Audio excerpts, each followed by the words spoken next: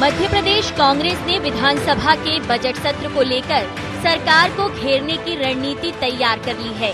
सरकार को सदन में घेरने के लिए पीसीसी चीफ कमलनाथ ने शैडो कैबिनेट बनाई है, जिसमें पूर्व मंत्रियों और विधायकों को शामिल किया गया है, जो सरकार के मंत्रियों पर न सिर्फ नजर रखेगी बल्कि विभागवार मंत्रियों को सदन में घेरने का काम करेगी। दरअसल 22 फरवरी में होने वाले विधानसभा के बजट सत्र में पीसीसी चीफ कमलनाथ के निर्देश पर शैडो कैबिनेट बनाने का फैसला हुआ है। कांग्रेस पार्टी के विधायक सरकार के मंत्रियों के कामकाज की निगरानी करेंगे और तथ्यों के आधार पर गड़बड़ियों की जानकारी जनता के बीच रखेंगे।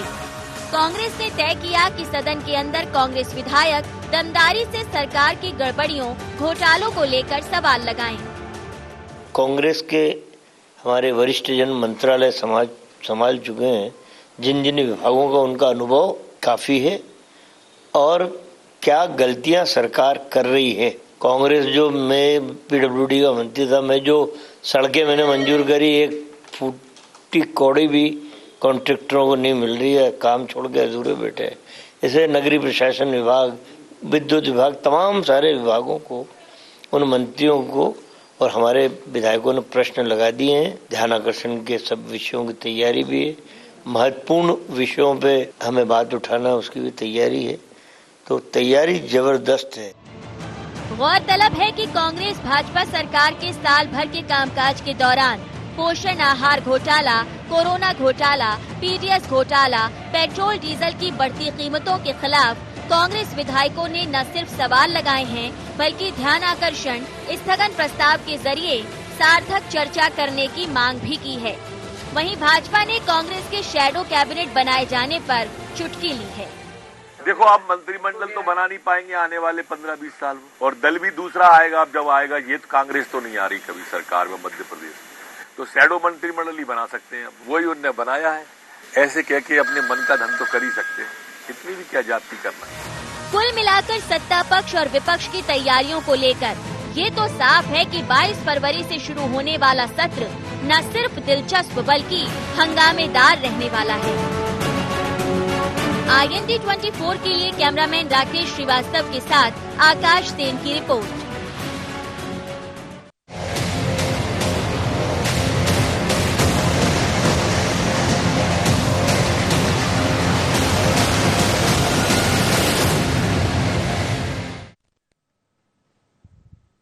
नमस्कार, शार्प एट 7 में आप सबका स्वागत है। मैं हूं आपके साथ मुक्ता पाठक।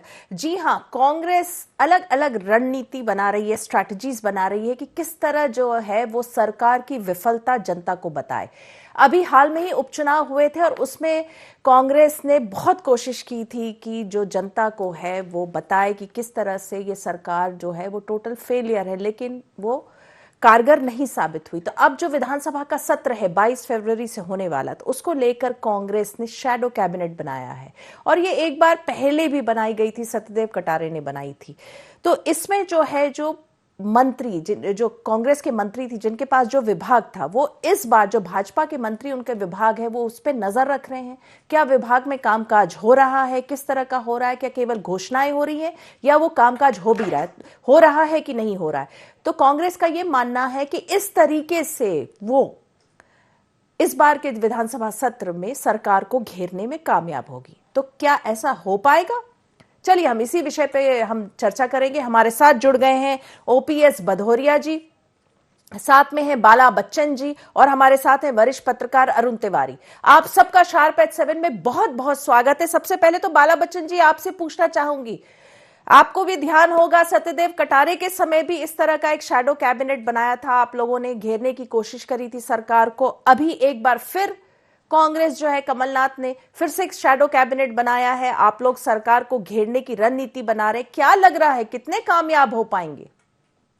जी, मुझे मालूम है और मैं उस समय आदरणीय सत्यदेव कटारे जी के समय में मैं मध्य प्रदेश विधानसभा का कार्यवाहक नेता प्रतिपक्ष था जी। और उस समय भी हम लोगों ने दमदारी से मध्य प्रदेश की जनता की जिम्मेदारी हमने जो विपक्ष में बैठने की निभाई थी और जो मुद्दे थे मध्य प्रदेश की जनता के, वो ज्वलंत मुद्दे हमने उठाए थे और उस समय की तत्कालीन सरकार को घेरा था, जो अभी वही मुख्यमंत्री और वही सरकार है। तो अभी भी हम लोग जिस मकसद और उद्देश्य के साथ शैडो कैबिनेट जो बन रही है, निश्चित ही हम सरकार ये जो ध्यान मोड़ने की जो राजनीति करती है, कलाकारी की जो राजनीति करती है, निश्चित ही हम मध्य प्रदेश की जनता के मुद्दे मध्य प्रदेश की विधानसभा में उठाएंगे और हम सरकार को घेरेंगे और सरकार से सीधा सीधा हम इसका हिसाब लेंगे कि जो आपने कहा था उन वादों को, उन मुद्दों पे आप काम क्यों नहीं कर रही है, आप अमल क्यों नहीं कर रहे हैं।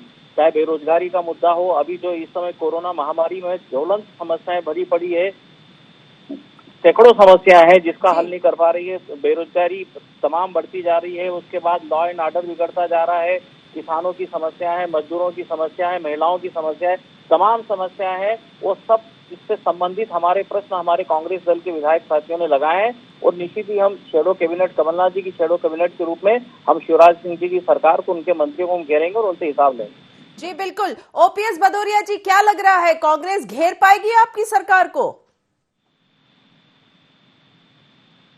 भदौरिया जी,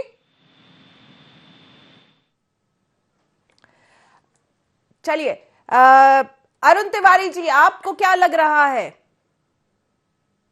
आज ये देखिए मुक्ता जी, कांग्रेस की कोशिश है और मुझे लगता है कि 15 महीने की सरकार हुई और 1 साल 11 महीने करीब हो गई ये सरकार कुछ जाए हुए।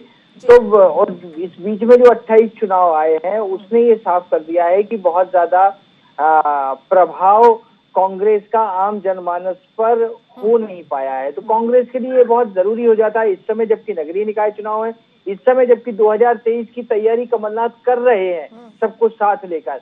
तो मुझे लगता है कि जनता के बीच में कांग्रेस जाए तो वो जाएगी जब जनता की आवाज उठेगी, वो चाहे सदन में हो, वो चाहे सड़क पर हो। बिल्कुल, जनता की आवाज उठा रही। हमारे साथ ओपीएस भदौरिया जी जुड़ गए हैं। भदौरिया जी, क्या कहेंगे आप? जैसा अभी बाला बच्चन जी ने कहा कि कांग्रेस पूरी तैयारी कर रही है सरकार को घेरने की इस बार सदन में शैडो कैबिनेट के तहत, क्या लग रहा है, घेर पाएगी कांग्रेस? मुक्ता जी, कांग्रेस इस समय दिशाहीन भी है, दिग्भ्रमित भी है, कर्तव्य विमूढ़ भी है और असमंजस में भी है।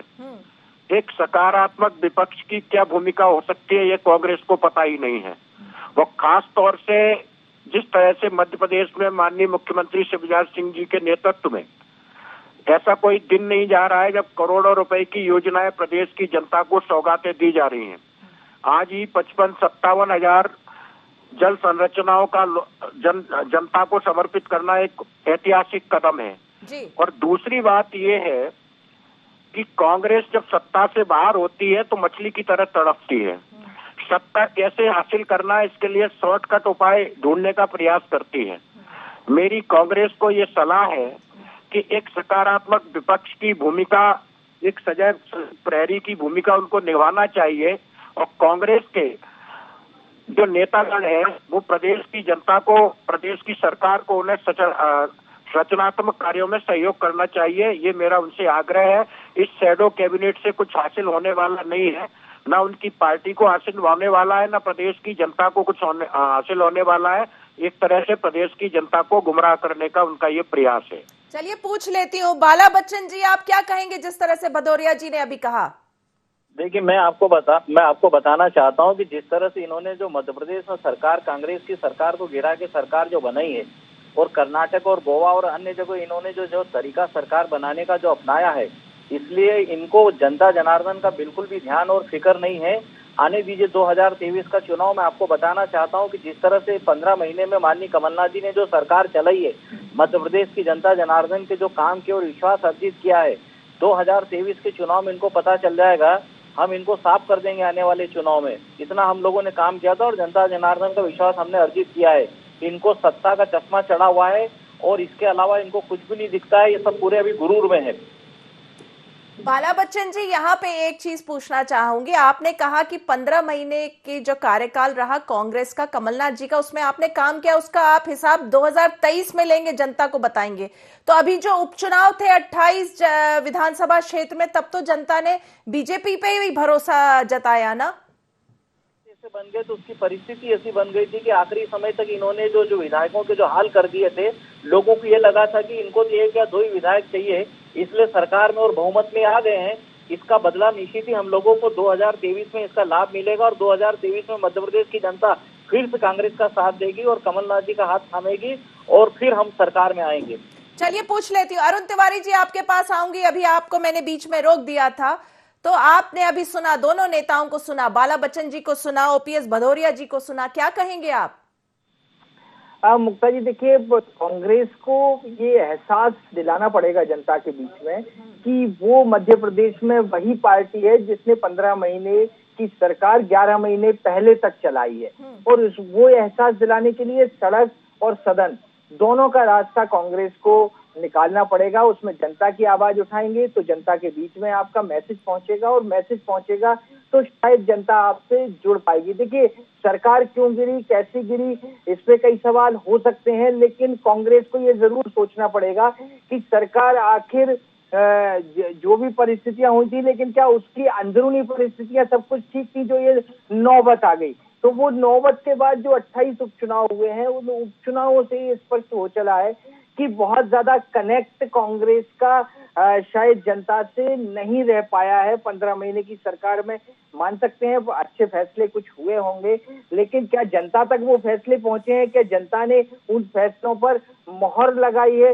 ये एक बड़ा सवाल कांग्रेस के बीच में है। और कांग्रेस में जिस तरह से संगठनात्मक मजबूती की आवश्यकता है, वो कांग्रेस उस पर फोकस करे, और 2023 का मिशन जो लेके चले हैं, तो उसके लिए जनता उनके कितने साथ में आती है। बिल्कुल, कांग्रेस को जो है जनता से कनेक्ट करना पड़ेगा। ओपीएस भदौरिया जी, बाला बच्चन जी और अरुण तिवारी जी, आप तीनों बने रहिएगा फोन लाइन पर। हम जल्दी हाजिर होते हैं एक छोटे से ब्रेक के बाद।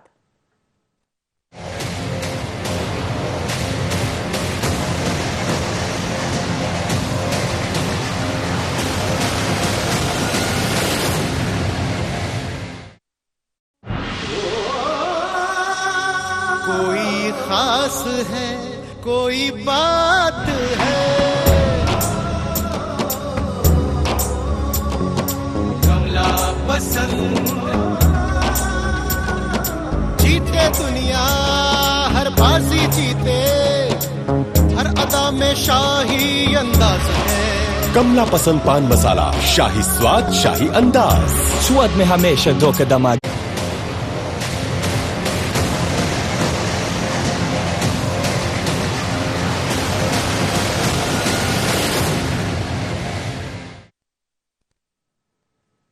ब्रेक के बाद आप सबका एक बार फिर से स्वागत है। हम बात कर रहे थे कि कांग्रेस किस तरह से शैडो कैबिनेट बना रही है, और इस तरह से वो चाह रही है कि वो सरकार को घेरे, जो विधानसभा का सत्र अभी 22 फरवरी से शुरू होने वाला है। ओपीएस भदौरिया जी, आपसे पूछूंगी। देखिए, आप तो जाहिर तौर पे कहेंगे कि कांग्रेस का, जिस तरह से अभी अरुण तिवारी जी कह रहे थे कि कांग्रेस को जनता से कनेक्ट करने की बहुत ज्यादा जरूरत है। इस वक्त की जो डिमांड है या मांग है, जो लोग समझ रहे हैं, वो ये समझ रहे हैं, सबका मानना है कि कांग्रेस को जनता से कनेक्ट होना चाहिए। आप चूंकि पहले कांग्रेस में थे, अब बीजेपी में हैं, क्या लग रहा है? मैं तो कहता हूं कि कांग्रेस को प्रायश्चित भी करना चाहिए, पश्चाताप भी करना चाहिए, और प्रदेश की जनता से बिना किसी लाग लपेट के माफी भी मांगना चाहिए। किस बात के लिए? बात के लिए कि पिछले 15 महीनों में इन्होंने मध्य प्रदेश के विकास के ढांचे को जिस तरह से ध्वस्त किया, उसके लिए ये जिम्मेदार है, और प्रदेश की जनता कभी इनको माफ करने वाली नहीं है। ये 2023 के चुनाव की बात कर रहे हैं। मैं आपको बता दूं, जिस तरह से उपचुनाव में हमें सफलता मिली है, उससे कहीं अच्छी सफलता हमें 2023 में मिलने वाली है।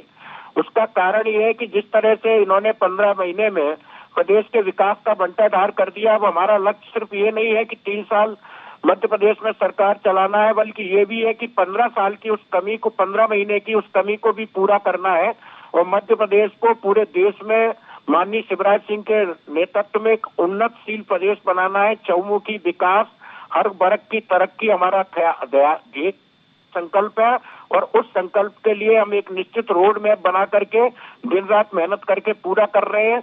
खासतौर से कोरोना संकट में भी जिस तरह से प्रदेश की जनता की हम लोगों ने ख्याल रखा है, तो उससे निश्चित रूप से जनता की भावनाएं हमारे साथ हैं। कांग्रेस पूरी तरह जनता के मन से उतर चुकी है। कांग्रेस का अब जनता के दिल में कोई स्थान नहीं बचा है। जी, बाला बच्चन जी, बाला बच्चन जी, चलिए अरुण तिवारी जी, आपसे पूछूंगी। आपने अभी सुना जिस तरह से ओपीएस भदौरिया जी कह रहे थे, काफी कुछ आपकी जो बात है, आपकी जो सेंटिमेंट्स हैं, उसी को दोहरा रहे हैं वो। आज ये देखिए मुक्ता जी, 2-3 बातें हैं जिन पे गौर करना पड़ेगा कि ठीक है, नई सरकार इसमें बनी है, क्यों बनी है वो अलग बात है। सरकार के पास खजाने की क्या स्थिति है, वो उस स्थिति के आगे चल के विकास करना एक बड़ी चुनौती इस सरकार के सामने है। और भदौरिया जी जरूर कह रहे हैं, लेकिन मैं ये एक सवाल जरूर ये उठ के आता है कि मान लो भदौरिया जी जिस कारण से जो लोग ने नई सरकार बनाई है, क्या किसानों का कर्ज माफ जिस मुद्दे पर बनी थी ये सरकार, तो क्या किसानों के कर्ज माफी के मुद्दे पर सरकार ने कुछ सोचा है?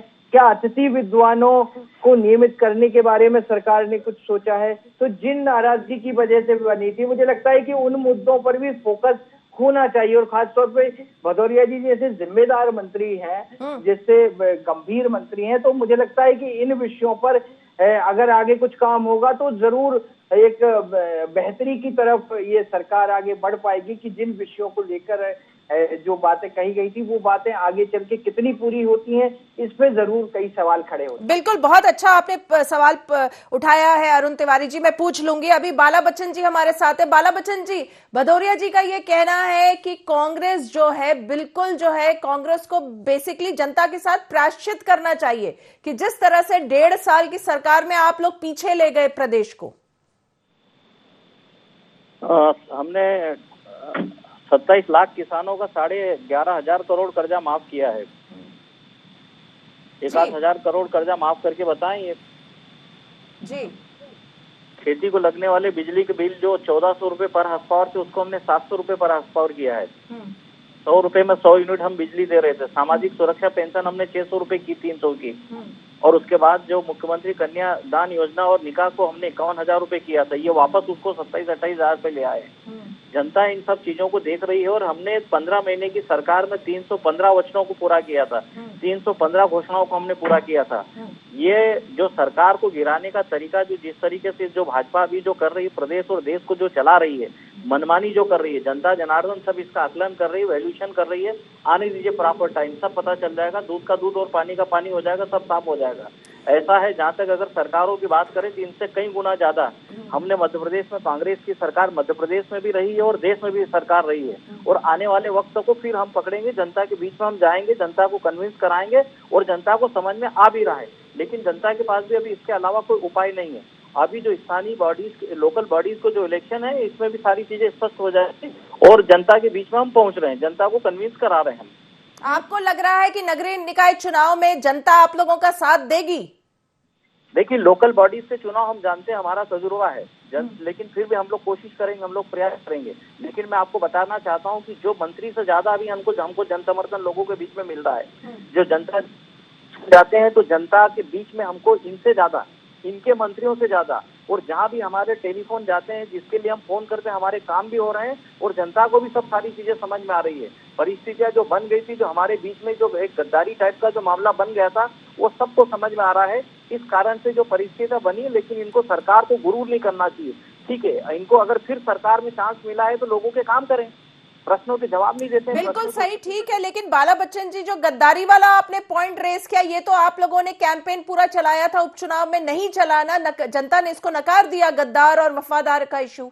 उन्हीं विधायकों को दोबारा से इलेक्ट कर लिया और भारी मतों से इलेक्ट किया, तो गद्दार वाला इशू तो नहीं चलाना बाला बच्चन जी।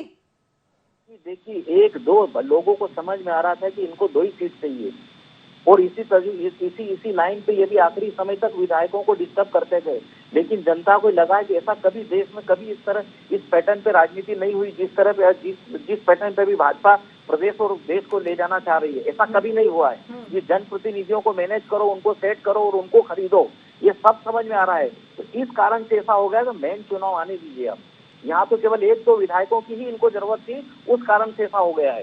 चलिए, ओपीएस भदौरिया जी, आपसे पूछूंगी, क्या कहेंगे आप? अभी आपने सुना बाला बच्चन जी को, इन्होंने गरीबों के लिए संचालित समृद्धि योजनाएं बनाई, जैसे योजनाएं जो गरीबों के लिए बहुत उपयोग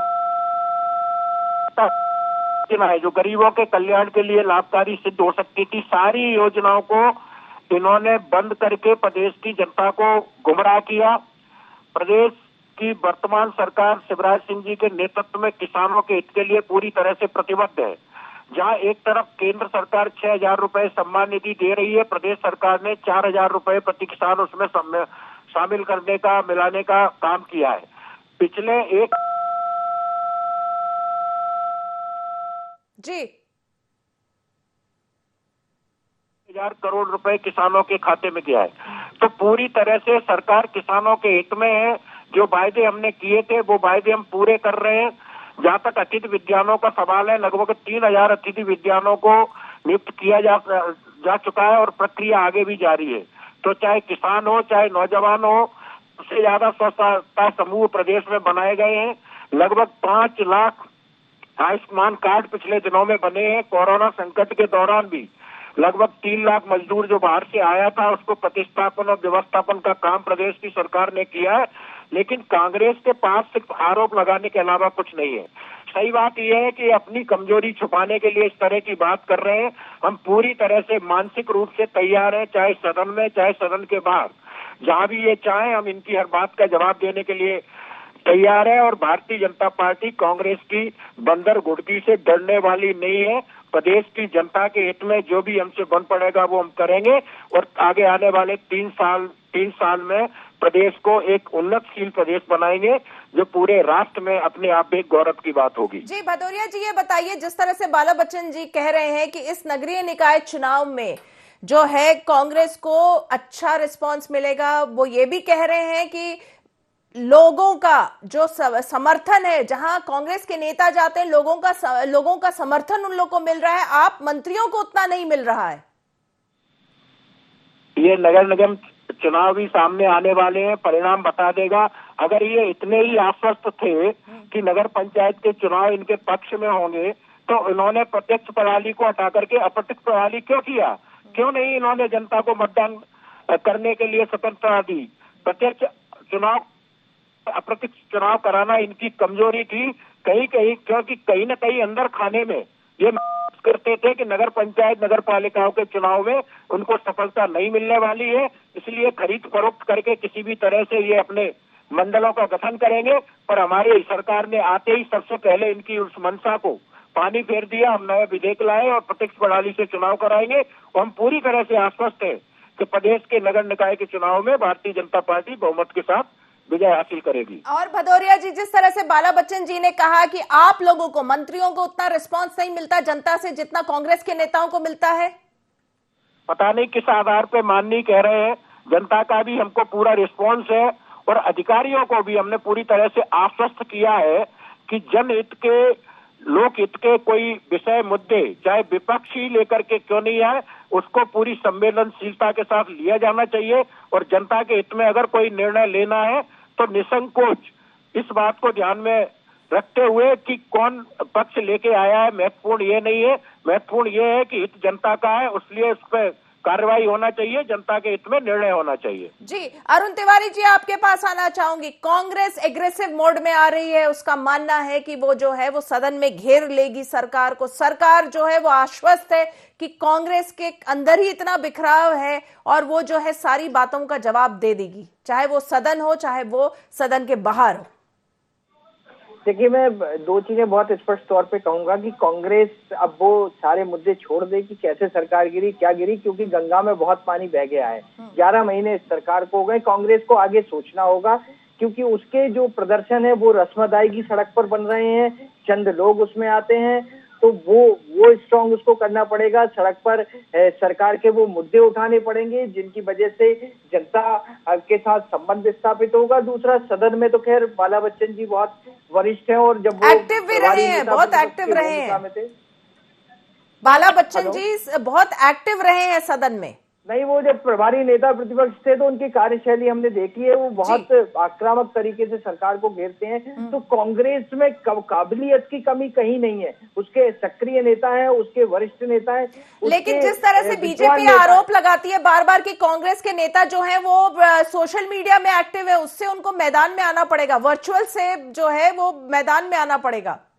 जी हाँ, वो सबसे जरूरी है कि ट्विटर से निकल के सड़क पे आएंगे। सड़क पे हालांकि आने लगी कांग्रेस, लेकिन अभी भी उसमें बहुत कमी बेसी नजर आती है। तो सारे नेताओं को सड़क पे उतरना पड़ेगा और वो उसमें इतना निराश होने के लिए कांग्रेस को अभी आवश्यकता नहीं है। उसके पास अभी बहुत काफी समय है 3 वर्ष का सरकार को घेर सकते। जी बिल्कुल बिल्कुल। ओपीएस भदौरिया जी, बाला बच्चन जी और अरुण तिवारी जी, आप तीनों का बहुत बहुत धन्यवाद कि आपने शार्प एट 7 के इस डिस्कशन में हिस्सा लिया। तो हम बात कर रहे थे कि कांग्रेस अलग अलग स्ट्रैटेजीज अपना रही है सरकार को घेरने के लिए। अब उसने बनाया है शैडो कैबिनेट जिससे वो सदन में घेरना चाह रही है। तो कहीं ना कहीं जो कांग्रेस है वो अपने हिसाब से जो है वो चीजें आजमा रही कि किस तरह वो सरकार को घेरे। तो वो कितनी कामयाब होती है तो ये जो 22 फरवरी से सदन शुरू होगा उसमें पता चल जाएगा। तो शार्प एट 7 में फिलहाल इतना ही। आप बने रहिए IND 24 के साथ। नमस्कार।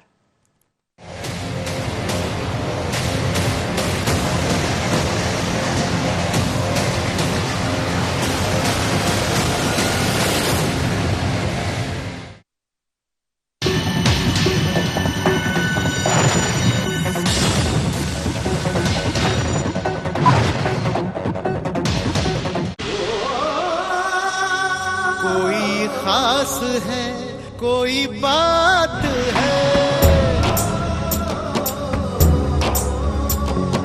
कमला पसंद। जीते दुनिया हर बाजी जीते, हर अदा में शाही अंदाज है। कमला पसंद पान मसाला, शाही स्वाद शाही अंदाज। स्वाद में हमेशा धोखेधड़ी।